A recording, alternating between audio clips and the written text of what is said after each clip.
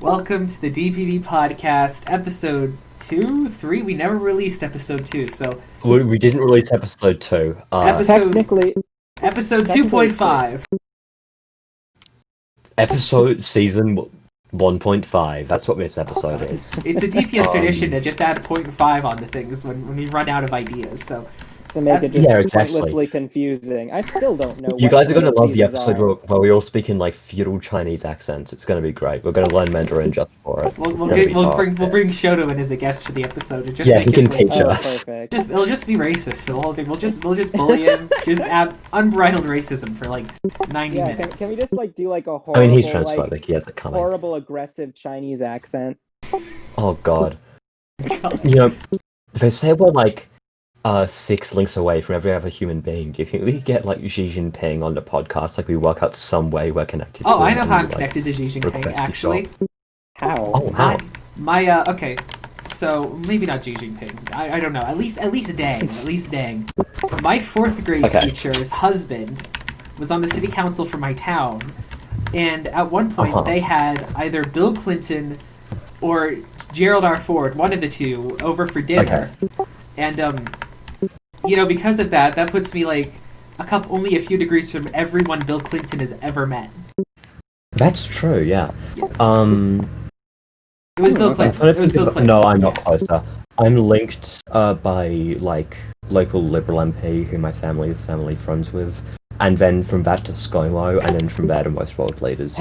You never told us this shame that you had. You know a Liberal MP? What the fuck is wrong with you? Not an actual MP, like member of the ACT.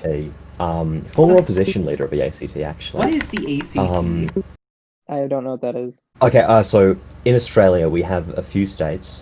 We have Queensland, Victoria, New South Wales, South Australia, West Australia, Tasmania, and California. Okay. And then we also have 2 territories, which are the Australian Capital Territory and the Northern Territory. And they have like different administrative structures. The ACT is basically just like a city and then a bunch of bushland. Yeah, it's pretty good, pretty vibing. I live there, it's nice. There's the law. Also, it's going to be the main location of a rapture when that happens. It's not actually going to target Christians, it's going to target Australians. And all the Australians who live in Canberra will be raptured, and everyone else will... Why do Australians get raptured? What the fuck did they do? But God's I'm assuming for their sins. No, the rapture is a good thing when you get raptured. If you're raptured, rapture is saving people. If you don't get raptured, you are DONE fucked. Oh, okay. Yeah. I thought the rapture also involved like all the sinners being judged and going to hell. Yeah. Oh, that's also it. Yeah, that's also it. See, alright. But I think before that happens... An aspect.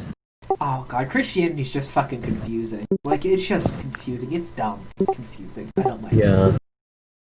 It depends on who you talk to, I guess. Abrahamic religion? More like cringe.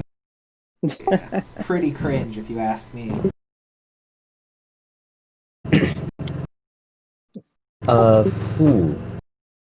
Okay, what other topics did we have? Oh, we have the Galactic Federation. We can discuss that for a bit. Obviously, the Galactic Federation. We had Rudy Giuliani's election shenanigans.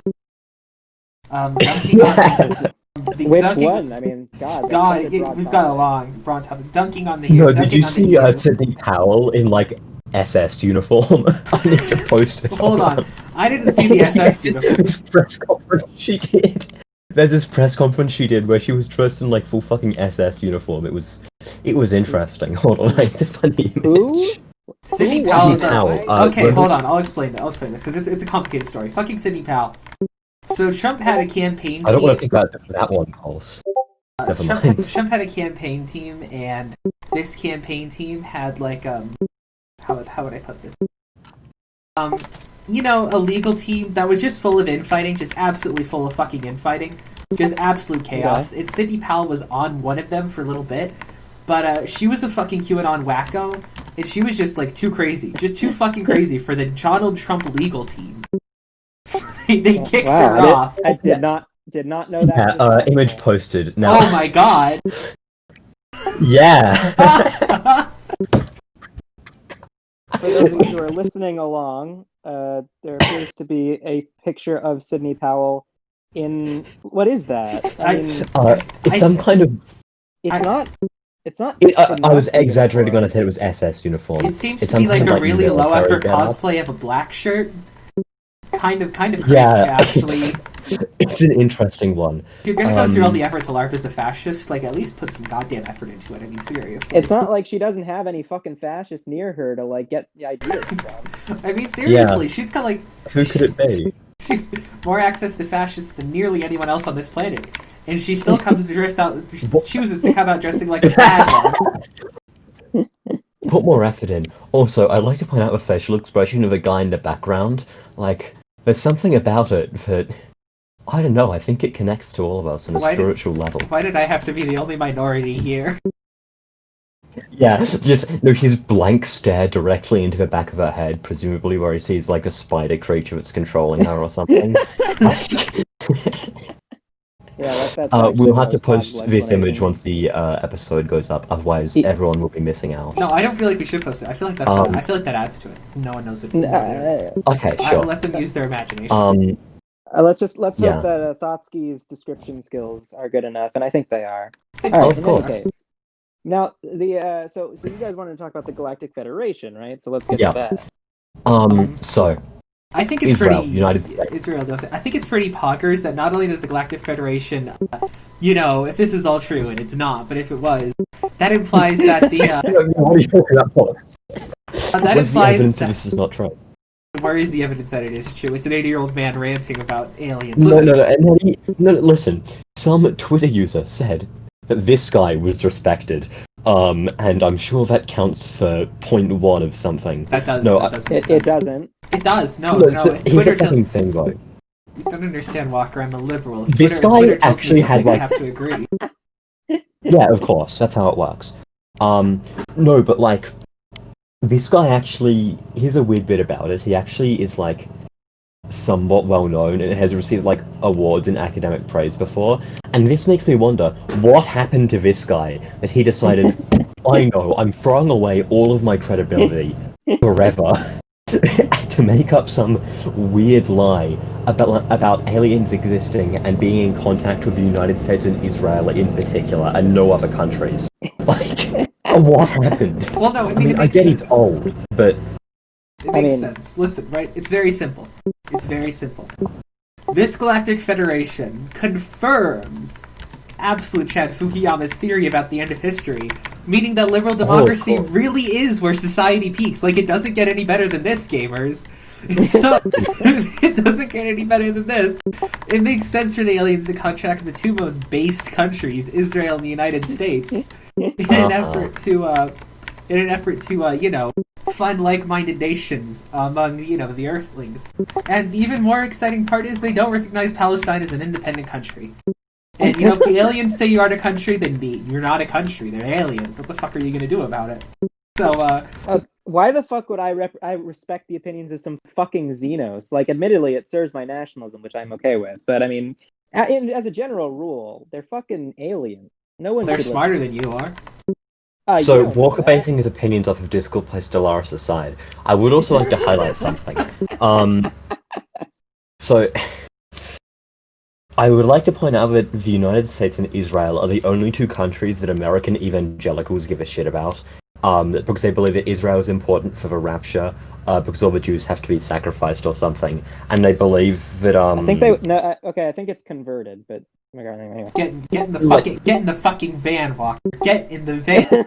Yeah, we're abducting Walker. No, they all have to be near Not the again. promised land so they can get zooped by God, and then the Christians can get raptured. It's something like that.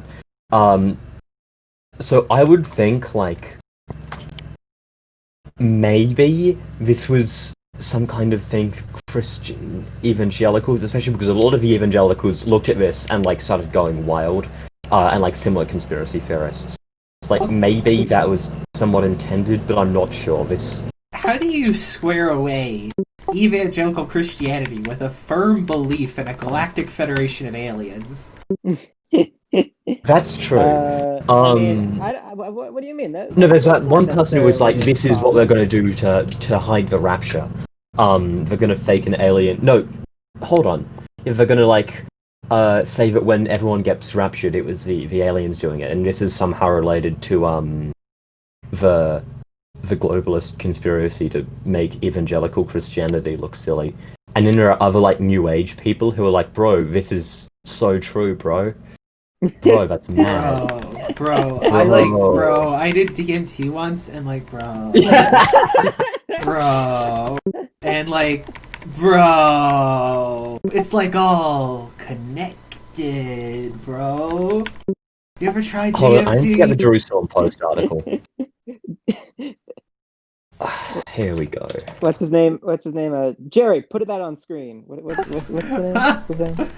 I know who you're talking about. Fucking Joe Rogan and his monkey. I don't know who. I don't know. Monkey. Monkey. Chimps, man. The best thing about Joe Rogan monkeys. is that he will agree with anyone you put him in the same room with. Like, I could talk to Joe Rogan and he'd be a Marxist, then like Walker could talk to Joe Rogan and he'd be like a shower statist within like a minute. Like, that's the incredible bit about Joe. His opinion, he doesn't have any opinions of his own, he just bounces off the opinions that everyone else has. I can see why Bernie Sanders frankly, I can see why Bernie Sanders went on his podcast. It must be the easiest interview ever. You just gotta say stuff and they'll be like, yeah, man, that makes sense. You know, I've been talking about that for a couple of years now, and like, yeah, man. You know, you want to smoke some pot? Unironically, Joe Rogan is like mind-bogglingly reflective of other people's opinions. Like, it's almost exceptional. I think he had like some race realist on one time, and he was talking about like racial IQ differences, like actual whack shit from that guy. I wonder if he'll have like Hayima Shed on soon. They can talk about the Galactic Federation. Actually. Yeah. So I'm gonna say some quotes from Mashed here. If I had come up with what I'm saying today 5 years ago, I would have been hospitalized. Today, they're already talking differently. I have nothing to lose. I've received my degrees and awards. I am respected in universities abroad, where the trend is also changing. He also provided more details in his newest book, The Universe Beyond the Horizon, along with other details such as how aliens have prevented nuclear apocalypses, and when we can jump in and visit the Men in Black. This is... I want to know where he goes next to this line. Like, I do too, how do they prevent nuclear apocalypses? I want to know that too, frankly... Okay, so you know the third guy on the Soviet submarine who was like, no, don't nuke him. That was an alien all along. That wasn't a real Russian. It was an alien who had infiltrated society for purpose of preventing a nuclear apocalypse. Yeah. Oh, it all makes sense. All nukes have been replaced with aliens for centuries. Yeah, that's true. So when the nukes launch, they just leave. They get abducted. What the fuck? Comrade, what has happened to our nuclear weapons? I do not know, comrade. Amerikanskis, they have used magic to teleport them away. Blitz. The Galactic Federation strikes again. So, I'd also like to point something out. This might, of course, be a poor translation. I'm not sure if you originally said this in English or Hebrew, but it was Hebrew. I could understand, some of this information being a bit weird. It was a bit shaky, I mean. Poorly translated is what I'm getting at. But Ashed insists that Trump is aware of them, and that he was on the verge of disclosing their existence. However, the Galactic Federation reportedly stopped him from doing so, saying they wished to prevent mass hysteria since they felt humanity needed to, and I quote, evolve and reach a stage where we will understand what space and spaceships are. Implying that we currently do not. Now, here's what I want to get at. Okay, what don't we know about space? What is Pulse hiding from us? I see where they're coming from here. How do you explain, imagine, everything we know about science tells us that things cannot move faster than light. And a Galactic Federation implies there are things that can move faster than light. If they were to explain how a spaceship works, it'd kind of be like trying to explain electricity to a monkey. Most people, nearly everyone, unless you're like Einstein or someone, would just sort of sit there confused and staring. It would be just esoteric nonsense. So I mean, they want us to figure out FTL travel on our own? I don't know. I mean, it is possibly wouldn't figure it out, but I'm not sure that it's super probable. I mean, to be honest, we use shit we don't understand all the time. I mean, I still don't know what the fuck happens inside a television, frankly. Like, I mean, and I think it could be I'm a pretty similar sure it's small concept. people inside of there, and they dress up in different costumes, and they perform different shows for you when you press I the always buttons. I always thank the TV after I watch something, so they know what's happy. This is America. We tip our TV characters, thank you. Yes, the land of the free. Except for the TV characters who are trapped in small boxes. No, they're not people. And they God save the TV Oh, that's true, characters. actually.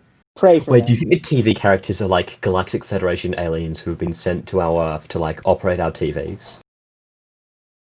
Wait, hold on. Breaking Shit, news. man. Breaking news I It's just blunt. saw. Hold on.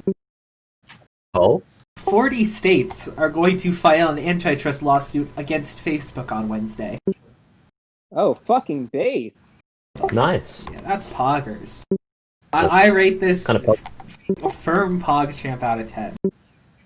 If there's Nice. if there's one thing I like, it's the government fucking up big internet corporations. I'm internet monopoly neutral. What? I'm internet monopoly neutral.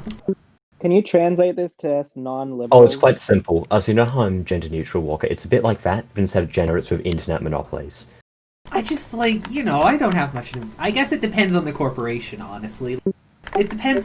I'll be real, it depends on how much personal animosity I have for that corporation. Like, if Amazon was broken up, I'd be kind of upset about that. I don't see the purpose. But if someone tells me they're going to get rid of Twitter, or Google, or Facebook, I'm right there. Also banned from Twitter and has been angry ever since.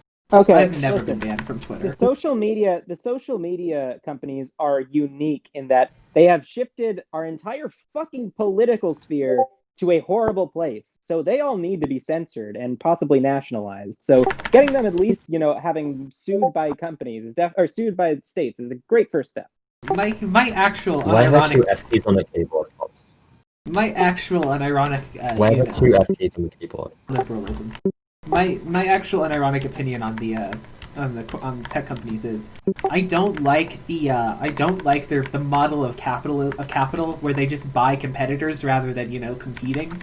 I'm not too pleased about that. I'm really not. I would even say Why it's not? pretty cringe.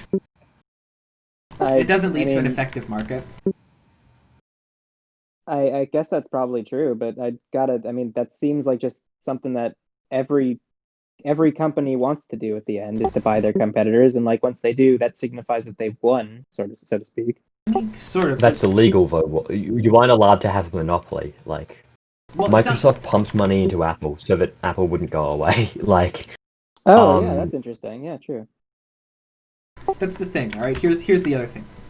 I think that I'm a firm believer that there should be like a hard limit on how much of a market one company can control. And it should be no more than like 20-30%, 20-30% max. Like, I'm very hard on this. I think more in I think in the terms of 1960s Justice Department rules, where 20% was sort of like a soft limit in a lot of places. And while I'm not saying we should punish companies for doing a good job, there's a point where we just gotta tone it down a bit. Like, back off a little there, Jack. You're getting a little too big for your britches. I always like a good Bidenism. I'm very pleased. Okay, so actually that brings me to another topic. Leo, Walker was with us the entire time during the election, at least with me. Did you ever lose faith in the Biden victory, especially on the first night? Oh, their internet cut out. Hold on. okay, I'm back. My internet cut out for a bit. Sorry. Okay. Did you hear what I said? Did you ever lose faith in the Biden victory, Biden especially victory. on the first night? Not really. I was kind of upset that he didn't completely blow Trump the fuck out. That's very true. Because that's kind of us here. But yeah, oh well. I was. I'm very upset though that we didn't get Blue Kansas. That one, I was hopeful. That was great. Blue Kansas was such a great. Was such a great. The best bit was it lasted for a few hours, and how the hell did they That's such a It's probably. I don't know. It's probably just because the city's impressive reported way first. of collecting data. Yeah, I guess so. I guess. Well, I actually liked Blue Texas better. That was a better hour, I think. But it would have been very funny if Blue Kansas happened, but Blue Texas didn't. I think they have a point here. But, like, let's be real here. Blue Texas was the thing that the entire liberal Twitter sphere was fucking jacking off over. So seeing it actually happen for a bit was pretty funny, because it's a fucking meme. It's a meme. I mean, at this point, I literally saw memes of people being like, Blue Texas will happen this time for 2021. How could... all those elections in 2021, really, just... Those many elections that totally happened. No, it's true. It will. Year of elections. You watch. Yeah, it's like the Chinese zodiac. How every year is like the year of a different animal. The animal for 2021 will be elections. They're adding a new one. The animal for 2020 was a fucking pangolin. We have to stop this. I think that fits, honestly. No, it wasn't actually a pangolin. It was a joke about the fucking COVID, because apparently it didn't come from a bat. It came from a pangolin. I don't think it matters. Okay, I'll be real, but pangolins are cute. That's my final take. I noticed this the other day. I've got no fucking idea what a pangolin is. Just no clue. Yeah, I don't know. No conceptualization. Conceptualization. No, I don't want to know either. I don't want to know. I feel like every it has like a shell. Every time I've heard about pangolins, it's been about COVID, and you know what? I don't want to aggravate COVID more. I feel like maybe we're meant to know about pangolins. Do you want a very vague description? No, not at all. Anteater meets a snake. Why would you do that? I told you no. Good luck. Wait, fucking commies. How can you have something longer than an anteater? That's not like... Okay. You can't have anything longer than an anteater, though. That's as long as... That's true, that is true. I'm not saying that it breaks biological... That's the longest thing there is. An anteater is the longest thing. Anteater is the longest thing there is. We hide in our small houses, hoping the great anteater doesn't consume us. Okay, point taken. I mean, I didn't actually mean nothing can be longer than an anteater, but regardless. Anyway, I certainly did. I actually did want to bring up another more serious topic. Oh God, okay. What expectations do we have for the next few months? I mean, we're still in the era of, like, is Trump going to concede? Is Biden, is Biden going to have to drag him out by force? Are we going to have that nuclear shooting war? Which we will eventually, but maybe not now. But what do you guys think about it? Here's my hope. Biden challenges Trump to a push-up contest and wins. That's what I hope happens. So I've actually been looking at this a lot, and I've been trying to figure out, that Trump isn't going to win any of these lawsuits. The Supreme Court's going to tell him to fuck off. That's obvious. But what I was trying to think of, what's going to happen when January 20th arrives and Trump is not out? What is he going to do? And I think the most common thing is, Trump has devised a way to save face without actually having to admit that he lost by leaving. He's going to... I've seen articles about this, and it makes sense. He's going to stage a ridiculously extravagant send-off, where he goes to God knows where, probably Florida, on Air Force One. He rides the helicopter. He'll go to the United States state of Iran. He will invade Iran for the opportunity, and then we'll hold a party there. That's his plan. He's going to have a big rally, because I think that's the only thing he likes about being president, honest to God. Like, that and immunity from federal prosecution, that's like it for him. That's the only reason he does this.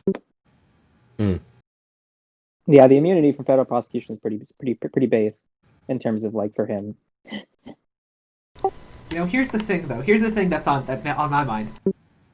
If he had just never gotten involved in any of this, no one would have ever investigated him. They would have just said, "This is the funny real estate man." Funny real estate man. Funny laugh at the funny, and then they wouldn't have ever, investigated him at all. He just chose to fuck up his own life. Actually. Yeah, no one gave a shit about Trump, like, in the sense of, like, his criminal wrongdoing before this. Like, if Trump was, like, investigated, and it turns out, oh no, Trump's committing fraud, most people would have said, oh yeah, that makes sense. And then nothing would have happened. He would have, he would have had, like, a show trial, and he would have gotten, like, a fine or a parole or something, and then nothing. But he chose to involve himself in all this. and indirectly fucked his own chances. So that's my opinion here. Well, yeah, of course. I didn't think that was a controversial opinion. Yes, I don't think that it's is accurate. controversial. I was just Even Trump has said shit like, "Man, my life was so good before I was president." Like this, he clearly regrets this. Maybe I think that's fair. Maybe he just won't run again. Maybe he'll just like spend the rest of his life in like Mar-a-Lago, much like a neat in his mother's basement. Here's my expectation. I mean, I'm kind of News. hoping that we just like throw him in prison and he dies, but whatever. I'd be fine with him fleeing the country. I'm gonna guess that he gets pardoned. You can't get pardoned. You can't pardon yourself. I think Biden will pardon him because otherwise, like, you have a solid 25% of a country who is just gonna like riot for like endlessly, basically, until like Trump is returned as dictator. Like, Trump doesn't have any. No matter what. Trump doesn't have any pending federal charges, though. All of his pending charges are state level. Those can't be pardoned. Everyone in the state of New York is every lawyer in the state of New York is out to prosecute him for God knows what. So he can't be pardoned from that. That's still going to happen. That's exciting. Okay, never mind. I take it back. That's exciting. Actually, it is. It's going to be fun. It is exciting. Unless, of course, Biden just says, "Oh, I'm pardoning you for the New York charges too," and fuck you, New York. I don't think he can do that, right? No, the president can only pardon federal charges. He can't pardon state ones. The president can do whatever the fuck he wants. That's what we've been seeing over the past 10 years. Is that like he can literally just ignore the law half the time. Okay, like, do you think Joe Biden is going to get up there and say, "Well, this procedure's a bunch of malarkey. No, I'm pardoning him for everything." Joe Biden will declare himself the protector of the United States of America. I'm not saying it would happen, but it is a possibility. I mean, gosh, he's very committed to the idea of unity and like keep getting the country back to normal. That's his whole fucking shit. But it's not even like true, and you are his vice president. But that's the thing. It's not even like a norm thing that the president can violate. The Constitution. I'm reading the Wikipedia article, so you know I'm an expert. Only grants the president the power to pardon offenses against the United States. An event that violates state law but not federal law is an offense against that state rather than an offense against the United States. Like, it's very explicit. Yes, and there's multiple explicit parts of the Constitution that says things like the president cannot declare war, you know? Well, the president doesn't declare war. The president engages in conflicts. Yes, exactly, which is basically the same shit. No, a conflict is not a war. No. Conflict is based, a war is cringe. Read Trotsky, Walker, jeez. Read Trotsky, you fucking liberal. Oh God, did I just lose all my neocon credentials, motherfucker? You don't have any neocon credentials. You don't give a shit about global democracy. I do not. You're just an imperialist. You're like John Bolton. If I had to pick someone most in the government like you, would be John Bolton. No, but that's not even a joke. I'm not saying that in like a super hawk way, but no. John Bolton loves democracy and hates Muslims. He doesn't love democracy. He does not love democracy. John Bolton is like, I hate using this word. I'm not a commie, but John Bolton, true blue fucking imperialist. How so? You can tell by the way he does everything. He doesn't give a shit. Libs owned, libs destroyed. Libs destroyed. Libs destroyed with facts and logic. Yeah, Pulse owned. No, but like, so here's the whole point, the whole reason that he's so obsessed with killing Iran is because they're like anti-America and anti, what he considers democracy. But no, he doesn't care about democracy thing. He's an offensive realist, I think is the term. He does things purely for consideration of U.S. state power, not for any like broader ideological consideration. Like he should do things because it's funny instead. Like I remember he was a pretty big opponent against intervention in pretty much anywhere in Yugoslavia because he saw no strategic interest in the United States in the region. If I remember correctly. I might be wrong, but I remember that fairly well. Well, and he certainly justifies his shit in democratic language. I remember reading his Bomb Iran article. Well, he can justify it all at once, but like, I mean, are we gonna listen to him when he says, "Oh yeah, bro, it's a democracy"? Democracy, yeah. No, because he doesn't. That's not how he governs. If you were me, you wouldn't have to listen to anyone when they were yelling about that because it's bullshit. I feel like I'm a true blue neoconservative, Walker. Well, I'm not a neocon, or a liberal internationalist with hawkish characteristics, but know what I mean. Like, I purity test the shit out of neocons to make sure that they're like real neocons and not fake neocons, because there's a lot of fake neocons. There are. What I'm hearing here is that Pulse is a leftist, but instead of going after other leftists, he targets other neocons. Yeah, pretty much. I'm like a leftist, but for liberalism. Nice. That's respectable. Well, that's good. At least leftist infighting has claimed yet another victim. So much for left unity. Oh well. But so here's my bet for Trump. I do not expect Biden to pardon Trump, or even try to pardon Trump. But it is something that I think is not. It's not something to be ruled out. Here's my bet for Trump, though. Here's what he's going to do. Trump News. He's going to start a news network. He's going to be the main media figure. You'll get like every single Trump supporter simping for him, and he continues to have influence in national politics. He can just say whatever the fuck he wants, and he can feed his ego forever. I'm pretty sure Trump's like, if Trump starts a news network, he'll have like a weekly show, but most of the coverage will be just like normal. He'll try and poach some people from Fox News, definitely Carlson, probably Hannity. Yeah. I think if I was no, Tucker Carlson's been cancelled by the Trump cult now. Why is he being cancelled? Oh, he's been cancelled. Yeah, he was cancelled because the reason why, first off, saying the word cancelled is very funny. Second, and more importantly, is like he was at like, so we reached out to Sidney Powell to ask her if she had any evidence about what she was saying, and she didn't give us any. And then the Trump cult like was instant like Fox News has been taken over by the liberals. Fuck you, Tucker Carlson. Deep state, like that kind of thing.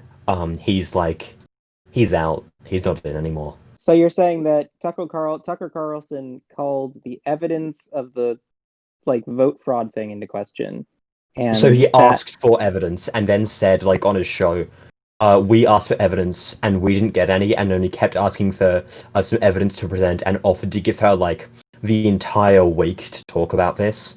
Instead of doing that, she's told us to stop talking to her, and as a result, the Trump cult is no longer too big on Carlson. I wouldn't. I feel like you're assigning too much value to this, because here's the thing. If anything, the past, 4 years has proven that anyone part of this weird Trump cult has the memory of a particularly dull goldfish. Like, that is true. They aren't going to care in a couple of weeks. That is true. I do, as always, like trashing on these people, but explain what you mean. They just don't they don't think like they're not like, these people don't hold grudges in the same way that you think they would. Their only opinion is whatever Trump thinks that week. That's it. That's their only opinion. So if Tucker goes back to dunking on the libs and Trump goes back to retweeting his clips, that's enough for them. Also, he's still like the number one. He's also still the number one most watched cable news host, which is like that is true, actually. Which is terrifying, like straight up like horrifying. Yeah, like he's actually just like a fascist, and he's like a biggest, like yeah. He's the biggest fascist on TV. Isn't he like a Nazbol or something? Like I remember he was. Oh no, he's not actually a Nazbol. He's a corporate simp. He sucks Murdoch's dick all day. He's not a Nazbol. He just co-ops populist rhetoric commonly used by leftists in order to appeal to a wider demographic. Yeah, exactly. Like the actual reforms that Tucker Carlson advocates for, nothing remotely like ball about them. Just Naz. Hold on, let me check something. Interesting. Not a great look regardless. The best person I can compare him to in terms of politics is okay, and take me seriously on this, George Wallace. Okay. Because they're equally racist, they're both economic populists. Oh no, I see it. Not equally racist, but you know what I mean. Like, they're very racist, they're economic populists, opportunistic. George Wallace is like the prototype for Tucker Carlson, politically speaking. Or maybe Tucker Carlson is just like George Wallace. I would say though. Modern day. I don't know. That seems like too broad of a scenario. Like there's a lot. I see the general things. However, I would say that I don't think. Oh, sorry, Walker. We're talking over each other for a bit. You go first. Okay, I just wanted to say that I think that's a bit too broad, just because I think there's been a lot of right-wing populists that ape left-wing economic language. Please continue. I mean, specifically Okay, in so- the US is what I'm thinking of. Yeah, I mean, we got Huey fucking Long too. I mean, and a billion other people. Was So Huey here's what I'm Long gonna right say. wing? Yes. He was pretty right wing, by all accounts. Like, he described like his programs as like the bastion against communism for America, like And he that was kind of right. stuff. Yeah. I mean, he was right, but not in that sense. Anyway, what I was gonna say was that like the difference between Tucker Carlson and George Wallace is that Wallace has had actual ideological convictions, while the only thing that Tucker Carlson cares about is sucking Murdoch's dick. Like, here's my theory: if Murdoch said, "All right, tomorrow, Fox News were coming out strongly in favor of communism. Soviet Union was good," Tucker Carlson would go, "Right away, sir. Yes, the Holodomor didn't happen." Like, he would do literally anything, as long as it kept him getting paid by Murdoch. I'm actually going to have to disagree with you here. I'm going to have to disagree with you, and I have a reason for this. Murdoch fucking despises Trump. Murdoch despises Trump. Like, on election night, Why do you told think him Carlson's been more critical of Trump lately? but he's not being critical enough is the thing. Murdoch has had true. him dead in the That's water for months.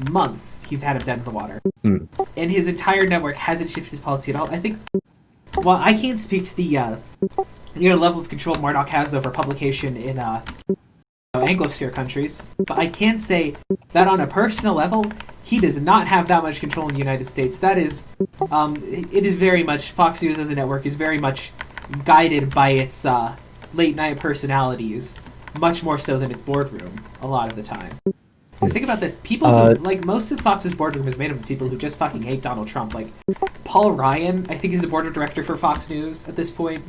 So, like, that's, Paul Ryan hates Trump. So I feel like, I don't know where I'm going with that, but I think you get what I'm saying. I see where you're going, yeah, I see it. Unfortunately, you failed to account for the fact that I'm always correct. And with this in mind, I think, yeah, a classic blunder there, hey. Don't worry, Pulse, it happens to the best of us. Anyway, let me walk my back. Did you say that George Wallace had principles? Actually, no, yeah, my mistake there. I guess I'm the Nazbel now, hey. George Wallace was a notorious opportunist. Like, first, like, when he started out, I just remember. he was like, he was like pro civil rights, but then he realized that wasn't working. So he like, he was like a fucking Animorphs character with segregationism, and became a segregationist. And then when that stopped working, he like, he went Super Saiyan and became a born again Christian who isn't racist at all because he wanted another term as governor. Yeah, a record number of black appointments in state positions, black people in his cabinet. Like, he's just like a fucking, he's like a goblin. Like, he just fits into whatever you need him to, or not. No, I do take it back. With this in mind, yeah, Tucker Carlson is just George Wallace. You are right. Tucker Carlson is an opportunist, though? I mean, I feel like... Yes. Oh, yeah, 100%. Yeah, he changed his view. He changes his views all the Easiest call of time. my life. Oh, okay. So never mind that. Admittedly, I haven't watched any of his shit, so I don't know why I fucking took a stand there. He was really big into the Iraq War He back when... participating in internet discourse is having no idea what you're talking about, Walker, so I think you're doing pretty well so far. Do you guys want to talk about quantum physics while we're at it? I pointedly didn't interject when you were talking about Joe Rogan because I make a point of not fucking watching that guy. Oh, I only watched him when I was a I only know him... Yeah, Joe Rogan's an interesting creature, he is. He just goes through, like... Yeah, I mean, how else did you describe him? He's a force of nature. He just goes through, like, different phases and unconditionally agrees with anyone you put in the same room as him. Like, it's quite interesting. I still can't believe it. I aspire to be that gullible. I still can't believe it. Hold on, let me walk this back to me. I can't believe Bernie's team let him go on an interview with Joe Rogan. Like, who thought that'd be a good idea? Yeah, no, Andrew- admittedly, it did, like, end up decent, but, like, at the same time. Like, no, I don't think it ended up decent. It actually fucked him over a lot with AOC. Like, she markedly stopped campaigning as much for him after that. Because she was so angry over it. Anyway, I don't understand why this would be a good idea. Like, when Andrew Yang goes on the Joe Rogan podcast, I think that makes sense. Tech bro libertarians and other losers are his demographic. But Bernie Sanders? Bernie I Sanders? mean, that is true. Really? I think you fail to account for... I mean, you were saying it yourself, Pulse. All Bernie Sanders supporters were all racists. So, like... I guess there's some appeal there. Were you saying that, or was that some other liberal? I don't know. I probably said that at some point during the primary. You're always saying to me. I don't know. I don't like Bernie. I don't like Bernie. I know you guys are all surprised. Yeah, I know. It's a bit of a shock. Wow. Walker, you're a notorious Bernie fan, Where right? is this coming from? Walker was pretty neutral Bernie, if I remember correctly. That is Wait, actually really? mostly correct. Yes, I was. Huh. Because I My like mistake, Walker. I'm sorry for judging you. I like his economic policies. I'm not a fan of his dovish. So he's kind of a I'm neutral on him. No, Bernie Sanders supports a POG of war. He supports for wars as long as they're POG. He supported intervention in Yugoslavia, if I remember correctly. And but he didn't support the war in Iraq, which is my litmus test for good politicians. If you supported the war in Iraq, I could consider voting for you. Hey, this is a podcast. You don't have to troll here, man. Like, listen, the war in Iraq obviously caused a lot of issues for America. It's not really a great self-interested move, but the war in Afghanistan, that's I think more of a hold on. Here's the thing. Good thing. Almost all of the issues with the war in Iraq were in execution. I think on a conceptual level, the Iraq war was a good thing that had to happen. And okay, but we're talking consequentialism here. I'm not talking consequentialism. I think the problem with the war in Iraq was that it wasn't Japan under Junichiro Koizumi doing it. That would have been cool. No one's gonna get that reference, however, Leo. No one's gonna get that reference. Yeah, but you get it. I get it. And maybe in a few months. Yeah, but maybe in a few months, if we ever get back to working on that. What was I gonna say? I hope. Anyway, let me go on a rant here. I'm gonna go on a bit of a rant. Bernie Sanders may be the most incompetent campaign manager I have ever had the express displeasure of viewing. Like, it's shocking. Like, it's shocking how many major fuck-ups this campaign made at every turn. Walker, I think you can back me up on this, because you did some work in a campaign. Is it just me, or was a lot of the shit they did nonsensical at every stage? Well, you are certainly correct in certain respects. The Bernie team in Iowa was known for its incredible incompetence before 2020. Apparently in 2016, they had a bunch of issues, including just like they had the reputation of basically being awful bullies somehow, which is a weird thing to get in the world of politics and like left, the Democratic Party, where awful bullying is kind of the norm. So like, but in 2020 they got a little better, but then I mean there was just a bunch of weird moves he made, and like everyone agreed he should have gone harder on Biden, for example. Well, I don't think. I mean, I can understand. I'm generally in agreement, honestly. I'm actually not in agreement on that because I think Bernie's big error, and this is my big grand theory. I mean, one of his grand errors. This is my good thing. Bernie allowed his entire campaign to do the same thing that Trump did and become terminally online weirdos. That's the thing. Yeah, terminally online weirdos. In agreement. How is that? No. How can that be possible? That's every campaign. How is it only Bernie that does that? Do you think Biden was a terminally online campaigner? Terminally online. I feel like a lot of campaigns had this issue, but fucking everyone involved in the high politics ends up being a terminally online weirdo. Look at us. What are you implying there, Walker? Biden didn't even employ focus groups to do anything. Like, he just sort of made it up as he went along. It just sort of... Biden campaigned like they did in the old days, by just saying random shit and hoping it made people feel good. And I still think it's ridiculous. Right? I still think about this, about how much time and effort we dedicated to issues in the Democratic primary that never were going to be implemented and never came up again. Like fucking reparations policy, I think is one of the big ones. Yeah. We're never going to do that. Why would we just waste time on that? It never came up again. That was great. That's the thing about the primary, and I think that's why I don't like long primaries. They get too deep into the issues. They just get into shit that nobody cares about, and they dig weird graves with people who have, like, really niche issues. Like, I was going to support Kamala Harris, but her reparations plan only allows for, $20,000 in aid. To be fair, the Kamala Harris reparations plan is objectively very funny. Oh yeah, it is very true. And that's the important bit. Walker, as a person who devised this plan, can you tell us more about it? Okay, just to be clear, did not devise the plan. Yes, you did. Don't lie to the people, Walker.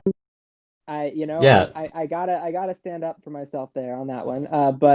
So the plan was, it was like, so for every black-owned business which was made in a disadvantaged area by someone who had only a tertiary education, I think it was, you get like an extra $5,000. Like, it's Inspirational. like incredibly fucking specific. Like, I mean, to be fair, it would have been great for 5 people who receive it. Yay, $5,000 more dollars. This solves racism.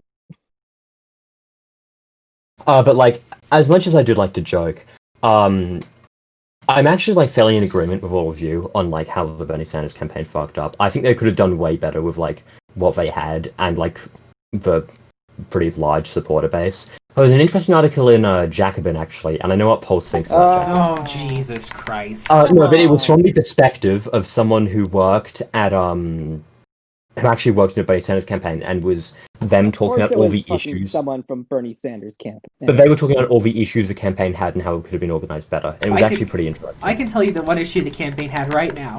They wrote the entire thing under the assumption that they weren't going to need more than 30% of the Democratic vote to win. They needed more than 30% of the Democratic vote to win. Wait, really? Yeah, they did the entire campaign under the assumption that the primary would remain fractured enough that they would never need more than 30% of the support to win. Yeah, that was a dumb assumption, frankly. 0% chance that would have happened. I really hate to quote Chapos on this, but centrist Voltron was always going to be a thing. Because unlike the Republicans, the Democratic Party gets its shit together when it feels threatened. Like, the Democrats learned, like, what was the big lesson from 2016? Don't let the crazy guy make it to the end. It's the big lesson of 2016.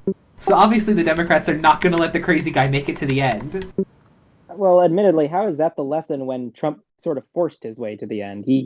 Other people tried to stop him. They didn't try to stop him, but that's the thing. Everyone in the Republican Party, and the Republican primary at least, was too fucking ego-driven to step back and see this guy's gonna win, and he's gonna be the worst option if we don't pull out. And so the only people left at the end were John Kasich, who had no chance, and fucking Ted Cruz, the most hated man in the Republican Party. An inspirational figure. What they should have done is they should have settled on. Baby is hated as Ted Cruz. They should have settled on someone like Rubio, or maybe Scott, or literally anyone. Huckabee, if they're going wild. Literally anybody else. They wouldn't have settled on Bush, but like literally anybody else. Like, and they would have done it. You see, fucking Biden's campaign. The Democrats, they did this. They looked up, they sat down, and they said, "What's the strongest campaign from the better part of the party? What's the strongest campaign that's not Bernie going into Super Tuesday? Biden. Okay, let's all we had our shot. We're not going to win this. Let's put our ship behind someone who can win this." And that was and that was poggers, and I'm so glad they did that. I'm in complete agreement, except for the based and poggers bit. Yeah, in my opinion, it's an important lesson for like lefties to remember in the future. Like, don't make the same dumb fucking assumptions, or you're not gonna win. And here's another thing. Yeah. When Bernie, I feel like Bernie had like his biggest opportunity to expand. Nobody wants to make dumb assumptions. Bernie's opportunity to expand his support base, I think, was at its peak right after the Nevada caucus. It was Bernie ascendant. It looked like, I remember this headline so vividly. The revolution is alive in Nevada, and it was talking about how, all this stuff with Bernie. And instead of going, what you should have done, and I think this is something every political campaign needs to do, when you have your big win that makes it look like you're going to win, you need to dial back your rhetoric right the fuck immediately and go about trying to unite the coalition around you. What you do there is you talk about how you can work with the rest of the party to do things. What you don't do is tweet about how the Republican establishment will never be able to stop you. And, you need to be conciliatory to an extent in a primary. That's how it is. You have to be conciliatory. What are you talking? You mean the Democrat? Just in a primary in general, I think you have to be conciliatory once you make it to the end. Like, you have to dial it back a bit, unless you're like really ascendant, like Hillary Clinton was in 2016. She's an exception here. You have to. I guess Trump, because Trump was yelling at the establishment Republicans the whole time. I mean, in the context of Democratic Party mostly, we're not as crazy. Okay. Anyway, Bernie could have won even after centrist Voltron, and I really hate to steal that term from Chapos, but still, formed. It's a very good term, though. It is a good term. Yes. If he had I'm just- not too big on Chapo anymore, but it's a funny term. Oh, I'll thank fucking say it. fucking God you aren't. Jesus Christ. Why No, is seems that? the reason why Yeah. Chapo, like, after Bernie lost, just became a bunch of, like, doomers circle jerking about how bad everything was and how Biden and Trump are exactly the same. And after a certain point, it's just like, Amazing. Jesus fucking Christ. Like, do any of you actually want to, like, do anything in the world, or were you putting all your hopes on this one fucking guy? I And think as a leftist answer who hasn't that. been lobotomized, I found that pretty fucking dumb for them to do. Base Leo. Base Leo.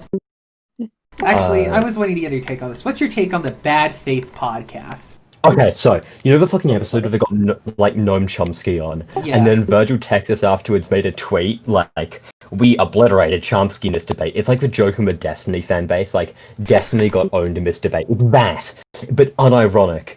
And with Noam Chomsky, like, a fucking internationally respected intellectual, like, a lot of Chomsky's takes are cringe. A few of them are, don't get me wrong. But, like, the actual fucking nerve to be an internet shitposter Chapo Trap House listener, and then to listen to, like, Brianna Joy Gray and, fucking Virgil Texas get into a really shitty argument with Noam Chomsky where they refuse to listen to anything he says and then declare afterwards that they won. Like, the amount of fucking arrogance you have to have. Like, Jesus Christ. The first episode was okay, but, like, after that, like, and especially after the Chomsky thing, like, no fucking way am I ever, like, yeah. That's my take. Okay, based. My litmus test for leftists is: do they listen to the Bad Faith podcast and think it's poggers? Okay, but can you guys explain to a less terminally online communist over here what that thing is? It's one of the disgraced, Okay, you one of the you're Chapo comment. boys, and a disgraced Bernie Sanders, like, campaign member who, like, Bernie since disavowed, like, get together and they do, like, a podcast. It's, like, actually somewhat high quality. I guess they, like, got some of the Chapo budget for it or something. But, like, it's kind of shitty because it promotes this, like, doomer attitude, but I'm not too big on. Interesting. Okay, got it. No one's ever gotten anywhere on thinking that they're gonna lose. Listen, Leo. Every day you get a bit more lib, and one day you're gonna start unironically standing the neoliberal subreddit, and that's gonna be the best day no of my fucking life. way, buddy. Yeah, they all say that. They all say that, don't they? They all say that. And So then, here's the thing, Pulse. As I said earlier, I haven't been lobotomized, so I don't think I'm capable of such a thing. wow, harsh, harsh. And Oh rude. yeah. Indeed. Libs destroyed. How long have we been going on this? We've had some good combos. Feels like 52 2 minutes. 52 This has minutes. gone by. Wow, that was Okay. Wow. Do we want to mention anything else? We've mentioned Tucker Carlson. We've mentioned the Galactic Federation, which is real. Perhaps Tucker Carlson is a member of the Galactic Federation. We can't be sure. We've been talking about Democratic primary fuck-ups. Let's get to the AI assassination. Oh yeah. Wait, what? Did you not hear about that? I'll No. tell the story. So Israel domed the guy who was in charge of Iran's nuclear program. Like, they straight fucking domed him. Oh, wait, no, I heard that, okay. Okay, and Walker and I were I talking. thought, like, what was an AI assassination, and I was confused. Like, I thought someone, like, assassinated an artificial intelligence or something, and I was baffled. Like, okay, yeah, never mind. Yeah, Okay. So anyway, that. So did you hear about the AI part of it? that. Yeah. So, but Post, please, give us more information if you can. So I didn't hear about the AI part of it, no. So initial reports stated that this guy got domed by about 10 to 11 Mossad agents who were, just waiting for him because they knew he was going to be there, waiting for him at this intersection. There was machine guns, there was a fucking vehicle-borne IED, all the fun stuff. Most interestingly, when they took him to the closest hospital, the power had been out for 30 minutes, and I thought it was kind of spooky. But so that was the story of how it happened for a couple of days. But then Iran, and this news is very bad for Iran, very, very bad for Iran, because it means their entire intelligence infrastructure is deeply compromised. Because assassinations like that do not happen, and especially where there's 11 assailants that get away in a country that's not so deeply compromised. So then Iran comes out and says, we weren't penetrated. They had a remote-controlled machine gun on the truck that used AI to identify the guy's face, and that's what killed him. Now, that's kind of cool, though. That's kind of awesome. That is kind of awesome. I absolutely agree. And I don't think that it's impossible. I just think that it's more likely that they're covering for, insane penetration of their security apparatus. Mm-hmm. That's what I think is more likely here. And I have to say that is certainly a better take than nobody brought up this fucking cool assassination technology until the victim did. Because if the victim did that, then their priorities are out of fucking whack. Because that's giving the fucking perpetrators a lot of credit, basically. Mm-hmm. I mean, imagine if America was imagine if Pence got shot, right? And they released to the news that oh man, dude, the fucking assailants drove up in a fucking Mazda. They had Rolexes on. They were dressed really nice. They had these really expensive guns. Everything was just really high quality, it would not be a good look, and we probably wouldn't do it. And so that's why I feel like it's less likely that Iran is telling the truth. It's a good take. Personally, I'm generally inclined to agree with that one. No, I just agree. I like saying when I agree. It's a hobby of mine. We agree. I think it's helpful because, frankly, we don't agree on a lot in terms of core values. So it's interesting that we agree on so much on the frontiers. Completely meaningless shit. We agree. I think generally we have the same priorities. We just have radically different ways of achieving them. Except for Walker. Walker's just fucking insane. No. I think it's the exact opposite. I think that we all have very different core values, but we all end up wanting the same physical, practical things to happen in real life. That makes sense, to an extent. I don't think... Leo, how do you feel about bombing Iran? Well, actually, are you pro-Iran bombing? Me and Leo, I think, are more of a dub than you on this one. Oh, really? I honestly am not entirely certain about bombing Iran. Wow, you fucking chicken hawk liberal dipshit. I know. Unfortunate. No, the reason why, though, is that, that country is, a fucking fortress. Naturally pretty well defended. I would be very unsure about the United States dragging Australia into that kind of conflict and opening up more room for Australians to do weird shit commit doing more war crimes. Yeah, commit more war crimes, exactly. No, some fucking guy took a fucking Afghan's prosthetic leg and did a shoey out of it. A what? A shot. He did shots out of the prosthetic leg. Oh. Yeah. I forget that not all of you speak the language of the gods, known as Australian. Yeah, it took shots out of a dead Afghan's prosthetic leg. And with that in mind, I don't want more room for America to drag Australians into more conflicts where they can, commit more war crimes. I think... I hate to agree with you here, but I'd feel uncomfortable following an Australian into battle after this. You guys, every time I hear about the Australian military, it's a brand new horrific war crime they've committed. God knows when. Thing. Pulse has a prosthetic leg. We know this. Pulse might be thinking, "Oh God, what if I invade a country?" But the Australian behind me. In fact, I'm fighting with Pulse. I'm there. And in a tragic incident, Pulse gets shot, and he's on the ground. And I lean next to him. I give him a token of my affection, a small kiss perhaps, and then I take his prosthetic leg, and I run off, and I leave him to suffer. This is a realistic kind of thing that might happen, and I think it's wise supposed to be afraid of such a thing happening. Listen, I'm just saying, I can think of 2 U.S. war crimes in the past, 20 years off the top of my head Let's define war crime. No, I can think of 2 war crimes off the top of my head that were committed on the ground, so to speak. One of them was Abu Ghraib and all of that, and the other was and I don't even know if this counts, was a massacre that took place in I think it was Baghdad by some of those fucking corpos from Blackwater.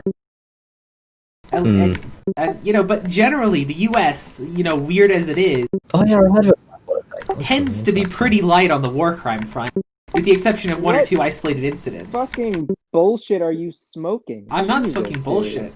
The U.S. does not commit many war crimes anymore. And any war crimes are generally punished pretty... Generally. I can't say... Well, it depends, actually, because if the president gets on Twitter and intervenes on your behalf, like that one Navy SEAL asshole, then, maybe it won't, happen. But... What the fuck did he do again? Like, he, murdered a child or something? Yeah, he murdered a pissed child on- or what- something. Okay, that's 3 war crimes, but And then still... its corpse. What a legend. God, every fucking dude, every war involves people committing fucking war crimes. Like, war crimes are so easy to fucking do. All you have to do is literally just hold someone in a place that's too cold, and the Geneva Convention says that you're committing a war crime. Well, obviously, we're not following the Geneva Convention. We're following reasonable rules. The Geneva. We're following the suggested- pulse rules. No, I mean, I feel like, war crimes have to be, kind of horrible. And I feel like Abu Ghraib, pretty horrible. That's a war crime. I can say that with absolute certainty. Abu Ghraib was a war crime. But, the invasion of Iraq in general, like some leftists want to say, that's not a war crime. That was okay. That was fairly legal. That's as legal as it can get with international relations most of the time. I mean, I guess the gold standard for legality in invasion would be the intervention in Iraq in the 1990s. But, I want to challenge you on all of that, however I don't know enough about the Iraq War to make any serious comment without making myself look like an idiot. we So can just know. listen, Did you say invasion of Iraq? sorry, the defense of Yes. Kuwait. There you go. Defense. No, okay. What's your opinion on the first Gulf War? I want to hear this now. I actually don't know much about the first Gulf War. was All of my popular. knowledge, okay. You're a liberal, so I'm going to be very hesitant with that one, but okay. No, okay. As far as That's wars it. go, I have nothing more to say. let me say. As far as wars go, I can provide a quick justification. Would Iraq, you describe it more as POG or champ? POG, very POG. Iraq Okay. invaded Kuwait because they wanted their oil, or something. I don't know. Iraq did a lot of invasions in the 80s and 90s. So everyone said, no, you can't do that. You can't invade Kuwait. And Saddam said, what the fuck are you going to do about it, you goddamn libtards? So the U.S. said, we're going to bomb the shit out of you. And the UN said, we're going to let them bomb the shit out of you. And Saddam just kept pretending like, well, okay, bomb the shit out of me. You're not going to do it. So the U.S. sat there and started deploying hundreds of thousands of soldiers there. And then Syria sent troops, Israel sent troops, everyone in the EU sent troops. I think there were some Soviet troops too, because that was right before they fell apart. And they told Iran, you have to withdraw by this date or we're going to bomb the shit out of you. And they said, we're not going to do it. The U.S. bombed the shit out of them and invaded, and they retook Kuwait. They dug a little bit into Iraq, and Iraq started crying, please don't hurt me, please don't hurt me. And the U.S. gave up, because Bush was a fucking cock. That's been a PogChamp. The only, even slightly questionable thing was the Highway of Death. But that's only questioned by dumbasses. A lot of leftists will say the Highway of Death is a war crime just because the Iraqi soldiers were fleeing when they blew them up. But the pictures are kind of evocative. But what happened was all these Iraqi soldiers were in Kuwait City. And they realized the U.S. was coming. So they stole all the civilians' cars. And then they tried to leave. And then, attacking fleeing enemies is very, very legal. So the U.S. strafed the shit out of them with A-10s for, hours. And, it looks kind of grisly, but, it is what it is. It was perfectly legal. Anyway. I hope you don't mind me being a bit questioning of that. No, you can look at it if you want. They just strafed... Okay, sure. Okay, you can look at it if you want. It's very legal. I'm usually not comfortable defending war crimes, but this isn't a war crime. I can happily defend this. Okay. But listen, it's pretty likely that at least some of that could be considered a war crime by someone. So are you just saying that your subjective definition of it is not a war crime? Yes. Okay. I feel like it's impossible to define war crime in a reasonable Because, way. frankly, I think it's basically impossible to fight a war without committing, like, war crime literally every fucking second. And Well, that's it why depends on the definition of war shouldn't crime. give a shit about all this. Well, I feel like we should give a shit about, like, not massacring civilians or blowing up churches unnecessarily or destroying civilian infrastructure unnecessarily. It depends what the war is. I mean, like, for example, in World War II, every civilian was basically another aspect of the enemy, like, arms industry. We can't you can't bring World War II into this. World War II is a fundamentally different war from what we would fight in the modern day. It was pretty similar to the Iran-Iraq War. Well, those are for third worlders, not civilized countries. Oh, all right. They're with the fucking civilized bullshit, I see. I'm sorry, I couldn't help myself. No. Listen, okay. I'd like to continue this, but I think we're gonna have to end here. It's been about an hour. We should wrap this it up. This is actually an okay episode. This is concerning. Maybe soon we'll have a good episode, and that'll be a sad day. If we have a good episode, this has been fun. We're not gonna have a good episode. Never. That was fun, though. I always have great fun. That was good. Yes. Let's do this again next week. We should do it. We'll try. We'll try. And anyway. who knows? Maybe Rudy Giuliani will have, like, fucking died of COVID. And we should invite Rudy on the podcast. Oh, yeah, invite Rudy. Surely, yes. How he could possibly be that hard to get, right? Hey, if Borat could get him, we can too. That's true. That is true. And with that, we say adieu. Adieu. Adios, everyone. We do. Farewell.